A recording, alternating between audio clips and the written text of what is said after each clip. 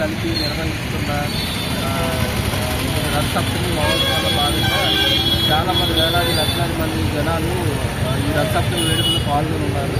కాబట్టి అక్కడికి వచ్చిన వాళ్ళందరూ కూడా డస్ట్ పార్టికల్స్ ఏవైతే ఉన్నాయో వారన్నీ కూడా ప్లాస్టిక్ సంచులు కాకుండా నార్మల్ ఎకో ఫ్రెండ్లీ సంచులు ఏవైతే ఉన్నాయో వాటిలోని ఉపయోగించాలని ప్రజలందరికీ మా ఎన్జిఓ ఆర్గనైజేషన్ తరఫున మరియు మదర్స్ లవ్ ఫౌండేషన్ తరఫున దయచేసి అందరూ కూడా దానివల్ల పర్యావరణానికి జరగదు అని చెప్పేసి ఒకసారి అందరూ కాపాడడానికి అందరూ క్లాత్ సంచులు వాడండి. ఎందుకంటే ప్లాస్టిక్ వల్ల పర్యావరణం కొంచెం చిన్నలో మనకి